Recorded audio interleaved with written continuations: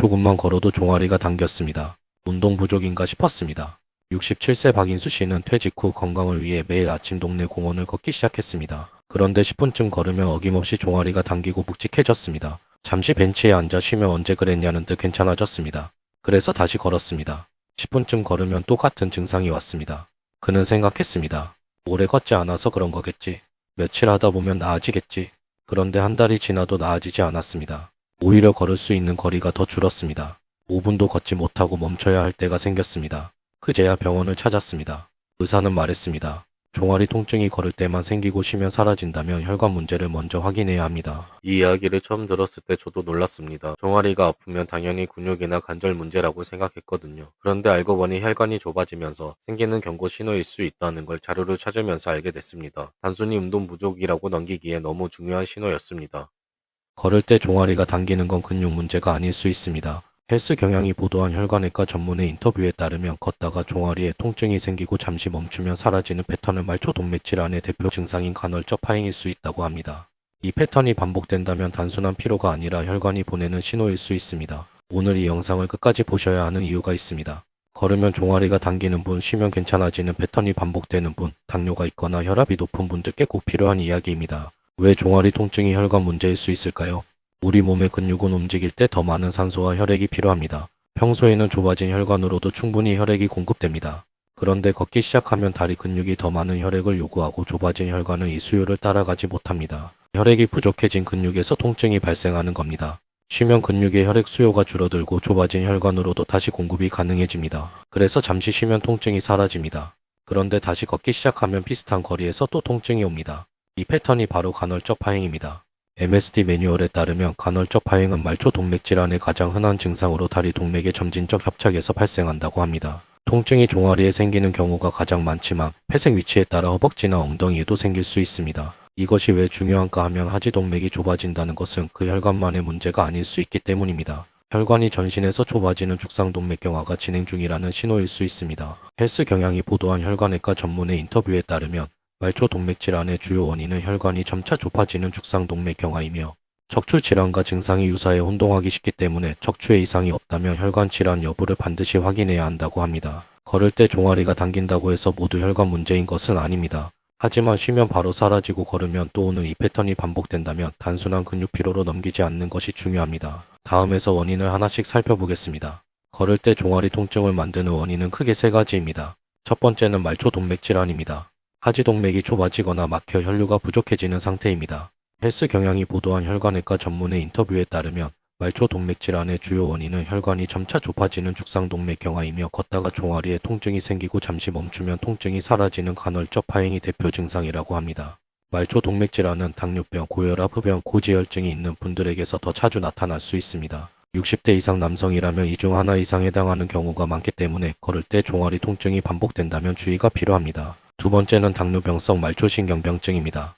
서울대학교 병원 건강정보에 따르면 당뇨병 환자가 고혈당에 오랜 기간 노출되면 말초신경에 장애가 발생하는 신경병증이 생길 수 있다고 합니다. 당뇨 환자의 약 15%에서 증상이 나타나며 약 50%는 신경전도 검사상 이상이 발견된다고 보고됩니다. 50세 이상에서 더 흔하게 나타납니다. 발이나 다리가 저리고 시리고 따가운 느낌 또는 반대로 감각이 둔해지는 증상이 나타납니다. 야간에 증상이 더 심해지는 경향이 있습니다. 세 번째는 척추관 협착증입니다. 허리 신경이 눌려 다리로 내려오는 신경에 영향을 주어 걸을 때 다리가 무겁고 저리고 당기는 증상이 나타날 수 있습니다. 말초 동맥 질환과 증상이 유사해 혼동하기 쉽습니다. 이 세 가지는 증상이 비슷해 보이지만 원인이 다릅니다. 원인이 다르면 치료 방향도 달라집니다. 다음에서 각 원인을 더 구체적으로 살펴보겠습니다. 첫 번째 원인, 말초 동맥 질환을 더 구체적으로 살펴보겠습니다. 말초 동맥 질환은 심장에서 다리로 혈액을 보내는 동맥이 좁아지거나 막히는 상태입니다. 원인은 주로 혈관 내벽에 콜레스테롤과 지방 찌꺼기가 쌓이는 죽상동맥경화입니다. 이 과정은 수십 년에 걸쳐 서서히 진행되기 때문에 60대 이후에 갑자기 증상이 나타나는 경우가 많습니다. 헬스 경향이 보도한 혈관외과 전문의 인터뷰에 따르면 말초 동맥 질환은 팔과 발목의 혈압을 비교하는 발목상 완지수 측정을 통해 하지 혈류 상태를 평가할 수 있다고 합니다. 하지 혈압이 8보다 낮으면 말초 동맥의 협착이나 폐색을 의심할 수 있습니다. 자료를 찾으면서 가장 놀랬던 건 말초 동맥 질환이 단순히 다리 혈관만의 문제가 아니라는 점이었습니다. 다리 혈관이 좁아졌다는 건 온몸의 혈관에서 같은 변화가 진행되고 있을 수 있다는 신호라고 하더군요. 걷다가 종아리가 아픈 걸 단순히 나이 탓으로 넘기면 안 되겠다는 생각이 들었습니다. 말초 동맥 질환에서 주의해야 할 추가 증상들이 있습니다. 걷다 멈추는 패턴 외에도 발에 상처가 2주 이상 아물지 않거나 발 피부색이 하얗거나 붉게 변하거나 팔이 차가워지거나 발털이 자라지 않는 증상이 동반될 수 있습니다. 이런 증상들이 함께 나타난다면 혈관외과 또는 순환기내과 진료를 받아보시길 권해드립니다. 박인수 씨는 발목상 완지수 검사를 받았습니다. 결과는 오른쪽 하지 혈압이 8혈압보다 낮게 나왔습니다. 말초 동맥 협착이 진행 중이었습니다. 운동 부족이라고 더 걸었다면 오히려 상태가 악화될 수 있었습니다. 두 번째 원인 당뇨병성 말초신경병증을 살펴보겠습니다. 당뇨가 있는 분들은 걸을 때 종아리 통증의 원인이 다를 수 있습니다. 서울대학교 병원 건강정보에 따르면 당뇨병 환자가 고혈당에 오랜 기간 노출되면 말초신경에 장애가 발생하는 신경병증이 생길 수 있다고 합니다. 당뇨 환자의 약 15%에서 증상이 나타나며 약 50%는 신경전도 검사상 이상이 발견된다고 보고됩니다. 당뇨병성 말초신경병증은 50세 이상에서 더 흔하게 나타납니다. 발이나 다리가 저리거나 시리고 따가운 느낌 또는 반대로 감각이 둔해지는 증상이 나타납니다. 서울 아산병원 건강정보에 따르면 야간에 증상이 더 심해지는 경향이 있으며 방치할 경우 감각 소실로 이어져 당뇨발 문제를 일으키는 원인이 될 수 있다고 합니다.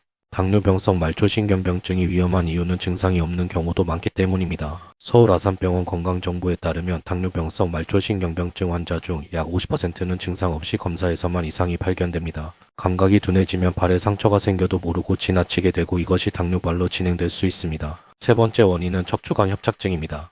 허리뼈 사이 신경 통로가 좁아지면서 다리로 내려오는 신경이 눌리게 됩니다. 걸을 때 다리가 저리고 무겁고 당기는 증상이 나타나는데 잠시 앉아 허리를 앞으로 굽히면 나아지는 특징이 있습니다. 말초 동맥 질환과 증상이 비슷해 혼동하기 쉬워서 정확한 검사가 필요합니다. 이 세 가지 원인은 각각 혈관외과, 내분비내과, 신경외과, 재활의학과에서 다루는 영역입니다. 증상만으로 스스로 판단하기 어렵기 때문에 전문의 진료를 통해 정확한 원인을 확인하는 것이 중요합니다. 이 상태를 방치하면 어떤 일이 생길까요?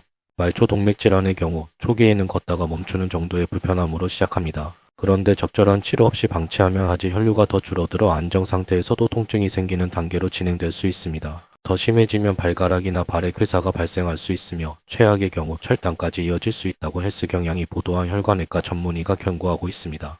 또한 말초 동맥 질환은 전신 혈관 건강의 지표이기도 합니다. 하지 혈관이 좁아졌다는 것은 심장혈관과 뇌혈관에서도 같은 축상동맥경화가 진행 중인 가능성이 있습니다. MSD 매뉴얼에 따르면 말초 동맥 질환 환자는 심근경색과 뇌졸중 위험이 높아질 수 있다고 보고되고 있습니다. 다리 통증을 방치하는 것이 단순히 다리만의 문제로 끝나지 않을 수 있는 이유입니다. 당뇨병성 말초신경병증의 경우도 방치하면 위험합니다. 서울 아산병원 건강정보에 따르면 당뇨발 문제가 발생할 경우 족부 궤양의 평생 위험도는 1525%로 알려져 있습니다. 감각이 둔해져 상처를 모르고 지나치면 감염으로 이어질 수 있고 최악의 경우 철당까지 이룰 수 있습니다. 박인수 씨는 말초 동맥 협착 진단을 받은 후 즉시 치료를 시작했습니다. 의사로부터 지금 발견한 게 다행입니다. 조금만 더 방치했으면 훨씬 더 진행됐을 겁니다. 라는 말을 들었습니다. 걷다가 종아리가 당기는 증상을 단순한 노화로 넘기지 마십시오. 다음에서 지금 할 수 있는 것들을 말씀드리겠습니다. 지금 당장 무엇을 해야 할까요?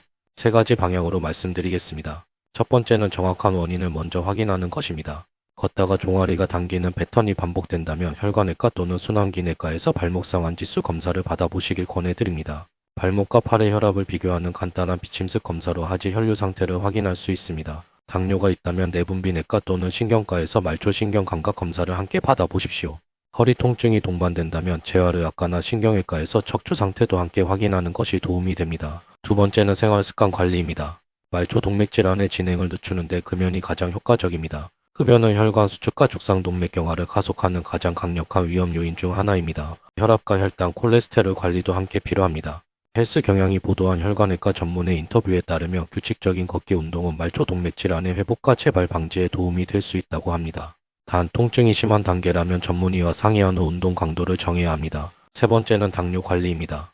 당뇨가 있는 분이라면 혈당 관리가 말초신경병증 예방의 핵심입니다. 서울대학교 병원 건강정보에 따르면 혈당을 정상 범위로 유지하는 것이 당뇨병성 말초신경병증의 근본적인 치료 방법이라고 합니다.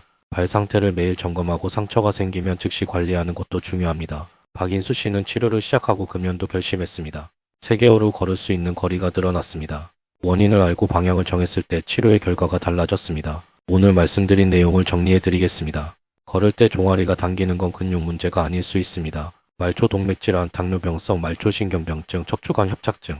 이 세 가지가 비슷한 증상으로 나타날 수 있습니다.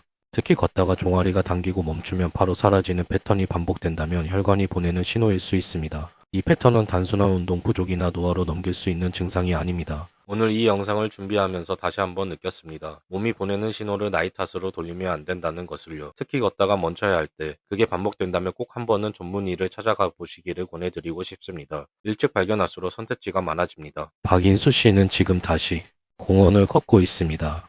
전보다 훨씬 긴 거리를 걷습니다. 치료 이후 금연도 했고 혈압 관리도 시작했습니다. 그는 말합니다. 그냥 운동 부족인 줄 알았는데 병원을 갔더니 전혀 다른 이야기가 나왔습니다. 더 늦기 전에 간 게 다행입니다. 오늘 하루 딱 한 가지만 확인해 보십시오. 걸을 때 종아리가 당기는 증상이 반복되고 있다면 혈관외과 또는 순환기내과에 한번 연락해 보십시오. 발목상 완지수 검사는 간단하고 통증도 없습니다. 그 한 번의 검사가 방향을 바꿀 수 있습니다. 이 영상이 도움이 되셨다면 구독 부탁드립니다. 여러분의 응원이 다음 영상을 만드는 힘이 됩니다. 오늘 말씀드린 내용 중에 본인한테 해당되는 게 있으셨나요? 댓글에 딱 한 줄만 남겨주세요. 여러분의 이야기가 다음 영상 주제가 됩니다. 개인에 따라 차이가 있을 수 있습니다. 정확한 내용은 전문의와 상담하세요.